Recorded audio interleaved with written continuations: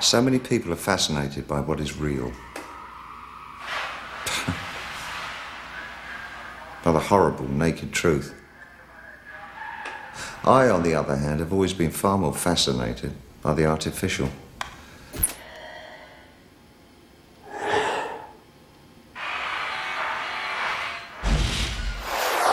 Reality exists independently of us. There's no need of human beings, one way or another. But art, by its very definition, must be created.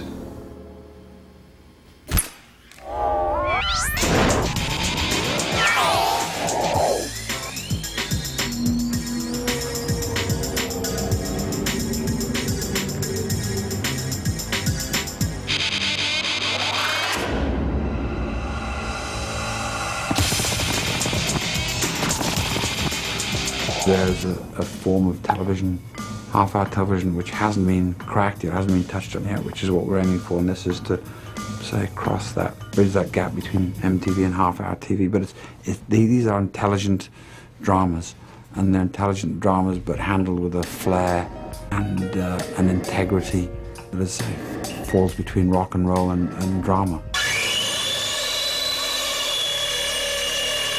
This is an anthology series, which means each episode is a one-of. We don't have continuing characters, with the exception of the series host, who is David Bowie. Most people want the formula that they've seen before.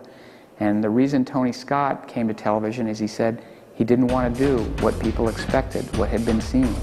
The tone, obviously, is to a certain degree is sexual. I would say, in most instances, also sinister and sometimes even threatening and sometimes even life-threatening. You know, it's a pretty dark arena. We always blame our dark sides on other people or other circumstances, when in reality, we are our dark side, we are our light side, we are those things. And this show just lays it out there. Look at me and tell me the truth. By nature of the directors that we've been employing to do these episodes, and by nature of the scripts that we've chosen, I think we're getting something which has much more appeal to a younger audience. So many choices in the world. But that is, in the end, what we seek, isn't it? What is the use of wealth or power or beauty if not to provide us with choices? It is the very definition of freedom. But the potential of choice is not the choice itself. In fact, the more options one has, the harder it is to choose just one. Choose just one. Tus tráilers, visita mi canal.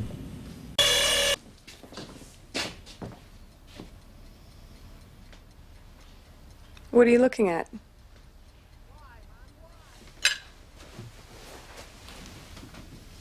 Do you believe in evil? Yes, I do. I suppose we deal a lot with themes that are in a way unpleasant. We deal with really the dark side of human nature, and a lot of the stories actually deal with the theme of madness, people going mad, try to show the world through the eyes of someone who is going mad. So the actual shows are somewhat darker than most of what you'd find on television. I think the word abstract comes to mind. It's kind of abstract expressionism, because it really, I think it's a lot more free and a lot less, it doesn't really fit the criteria or the standard of what is required or what people think is required in television. We see what we expect to see and feel what we expect to feel. And if we expect to be afraid, then we will be afraid. And that's a fool's game. If you live your life in anticipation of doom, in the certainty of it, if you know it'll find you and overwhelm you, why fight it?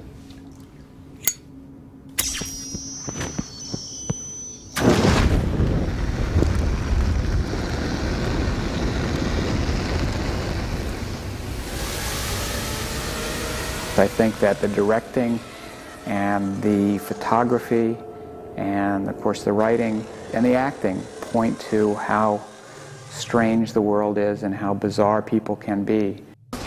You ready?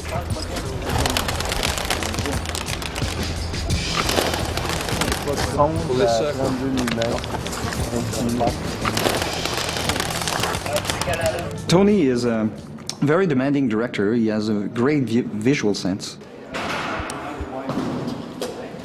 Tony has a very specific way of working that's very freeing, and he's in there in the trenches. We would have sometimes 20-hour days because we needed to do that. We had a lot to do within the time, and you know, he was right there constantly making everybody else come along with him. It's very important to have a good attitude, you know, and it made me just want to be there, and you know, I'd do anything for him.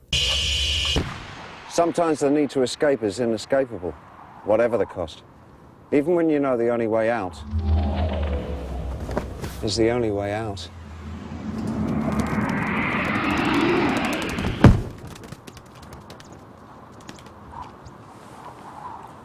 Be careful,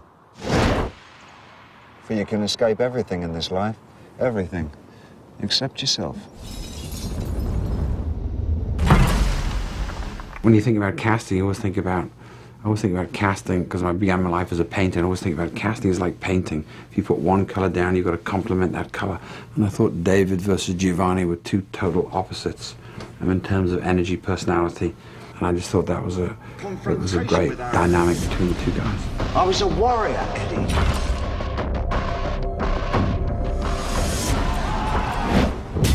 I pushed and I pushed till I lost my public. A incredibly handsome and photogenic, charismatic man to watch. And you can't stop watching him. David is David Bowie, and David Bowie has this enormous charisma and presence on the screen. It's amazing. You know, a lot of the kids out there don't know who the Beatles are, but they know who David Bowie is. Giovanni Ribisi is also in The Hunger, and he is playing opposite David.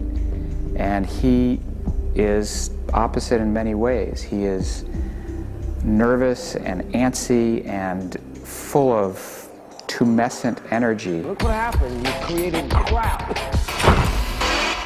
Congratulations, you are Fat Elvis. As far as the specific episode and what that was about, it was something that I really believed in, and I don't want to give away too much, but it was something that, you know, I could find my hook into and find inspiration from to kind of give me that energy to, you know, really focus. And I think it's really important to have concentration as an actor, and that, you know, what it was about, and especially the people that I was working with really allows for that, you know. I mean, you know, when you concentrate, you know, sometimes people put so much significance because it's like this arduous thing that they have to, you know, but it was easy to just kind of be there and get the job done. I really think that you should have fucking just taken your head off years ago, just like your American friend. I mean, that would have been genius. That would have been genius, right?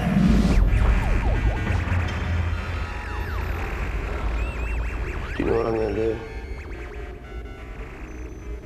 I'm gonna do what you should have done years ago.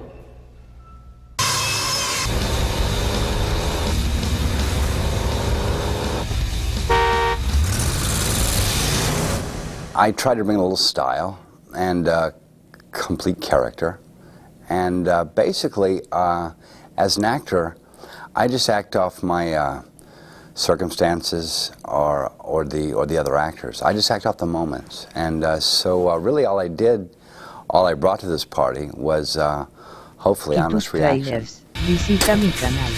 Fucking coward. She's pretty, huh?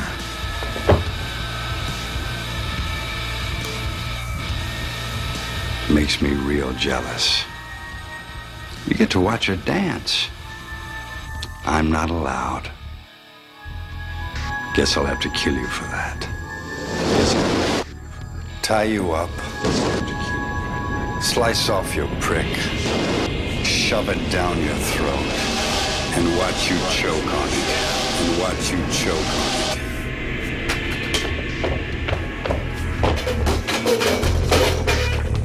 You're fucking crazy. Both of you! What are you doing? He's right.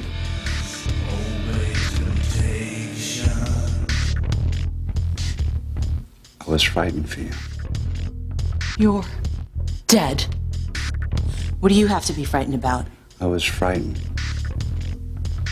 of losing you. There's a thin membrane between life and death, Rosalie. You touch it from one side, I touch it from the other. That's what drew me to you. You connect me to the world of the living. Well, what I'm always trying to achieve as an artist is to make it fun to watch. I think that's our job, and it's a fun job. In the studio, I mean, we probably did something like built 80 sets or so this year, and probably shot in 40 or some locations. So it was quite a lot of work, and also because every episode is different. The styles of the sets were really, really different from one episode to the other. Maybe the only common point with them was very often the idea of confrontation or contrast between old and new, between very modern and maybe more antique sets.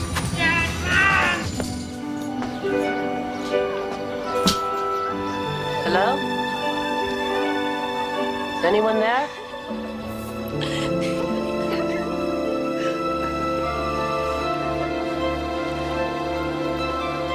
One of the sets that was really interesting was Bottle of Smoke also, because we were starting the episode in Morocco, in a small hut in Morocco, and then going to a big house of a rich lady, which had a lot of influence from her trip. So we had elements from China, from Morocco, from all over the world. So this is something that I find very interesting, you know. Nunc Dimittis was inspired by Frank Lloyd Wright, you know, by especially the type of houses you'll find in Chicago and Los Angeles. We redid 4 episodes in the same place, which this set was actually almost like a studio inside the studio. We recreated actually the episode Nunc Dimittis in the same set. Brass is also in the same set, and if you look at Weak Woman, it's still the same set. But if you look at the episodes, they're totally different. There's no way anybody could tell, you know, they were shot in the same room.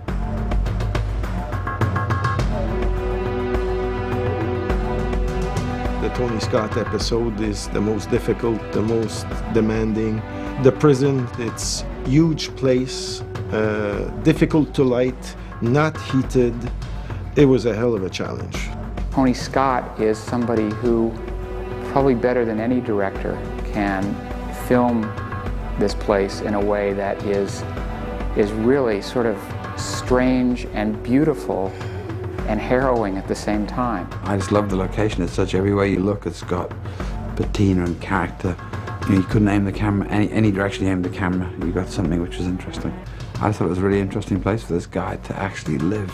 Yeah, I think, you know, mainly some of the challenges were just the practical situations that we were in, as far as being in a prison in the middle of Montreal when it was, you know, 30 below, and you have to take off all your clothes and lie on a dissecting table that's, you know, for 10 hours, and your bones start to, you know what I'm saying? And lost a lot of blood.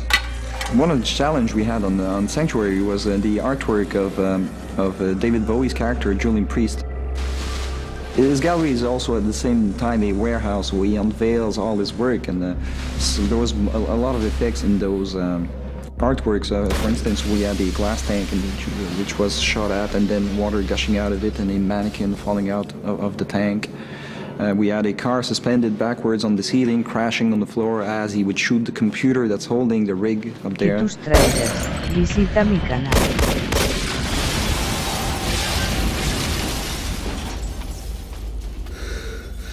Wow.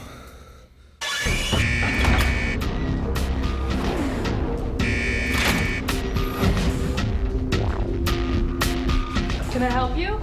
Sanctuary is the largest budget of any of the episodes we've done because it is the pilot episode. It is this episode that will be seen by all the critics that will see it and write about it. It will make people want to watch. Well, I'm afraid I can't help you in that department. Neither qualified nor insured. We need to shoot 5 minutes a day, just about. And to do high quality is quite a challenge. So in that sense, Hunger to me is that kind of a challenge, to do a third of a feature a week and to keep up the quality all the time.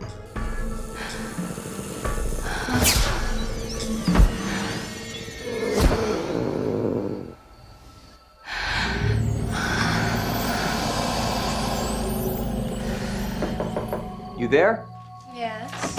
I need the dolly. But get ready. They're gonna be coming in here any time.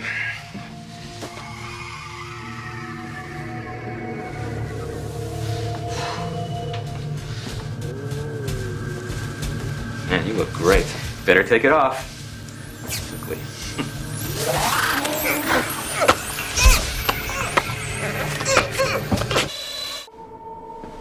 Thou shalt not kill, our father said, and yet I do kill. Is this not a sin? No. This is justice.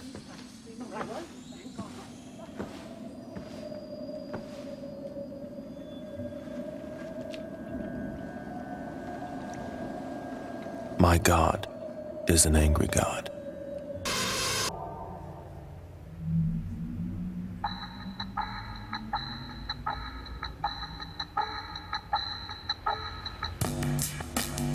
Look at my body. You can have it all. You can have everything.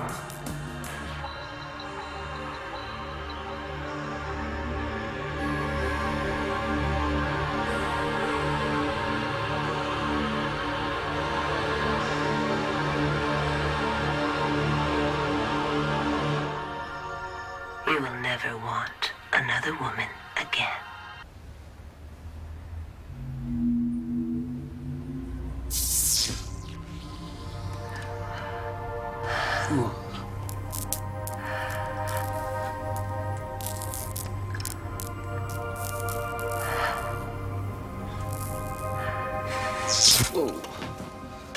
Princess, I have brought someone. Then I shall see him. That's a story about two very ancient people who live in an inner city kind of mansion. And one of them is this very ancient lady, Marina Orsini, who is a vampire, and her servant, played by David Warner, knows he is dying and goes out into the streets to find someone, a young street kid, who will replace him and be a servant. Pretty weird old guy, huh? Has he been with you long?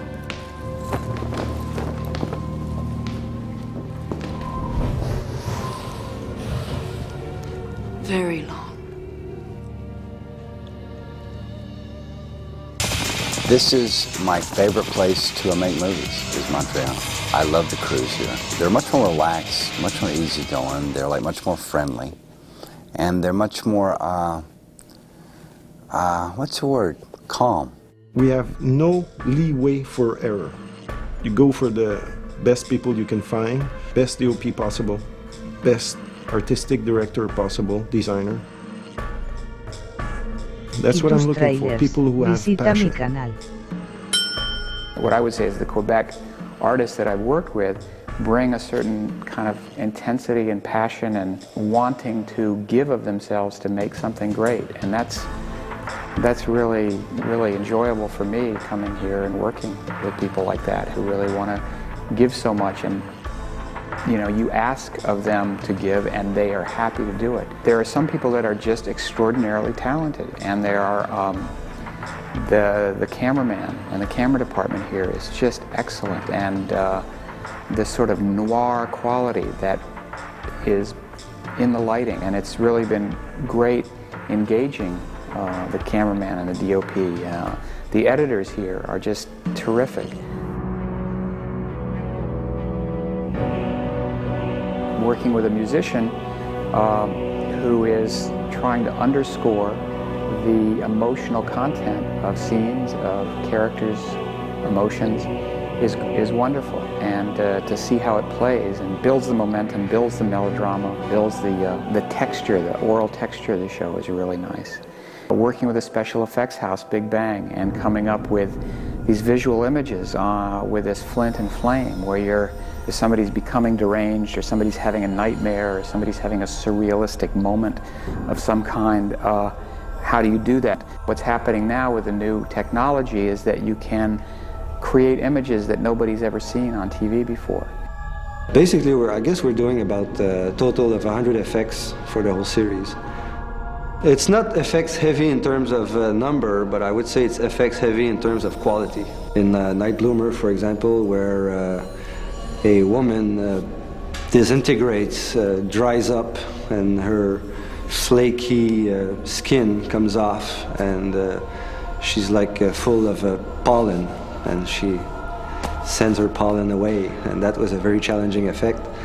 In other episodes, there's a lot of sky replacements and a lot of effects that you don't actually see unless we tell you there's an effect there.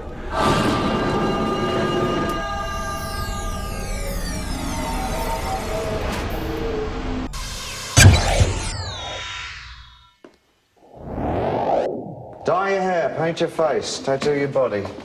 Transform yourself utterly. It's never enough. Nothing ever is. And you'll never be satisfied until you've faced the stark, naked horror of your own failure to... what? Survive, adapt, accommodate your own existence. However you wish to describe it, the fact remains there is no escape, except, of course, that single final act. Death. Only this will set you free. Telescene has done an extraordinary thing with The Hunger. They have backed, I wouldn't call it experimental filmmaking, but as experimental as you can get. It's not that many producers that want to take the risk to do something like that. Very few producers will go for it.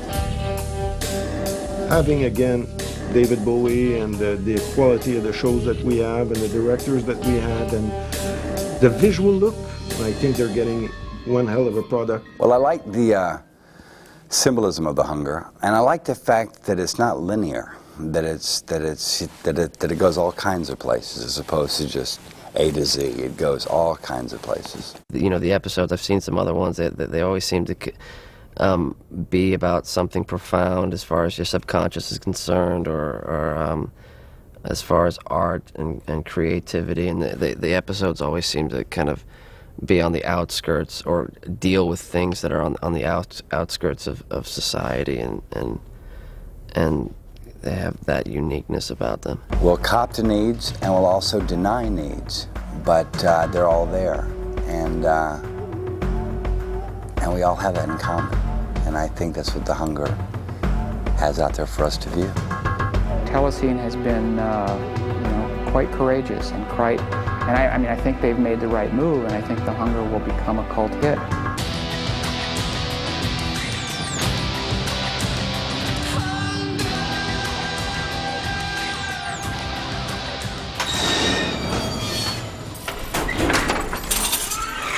You can kill, you can betray, you can utterly destroy anything and anyone. You can give yourself over completely to your darkest passions, but passions fade. The consequences, however, those you have to carry with you for the rest of your life. For the rest of your life.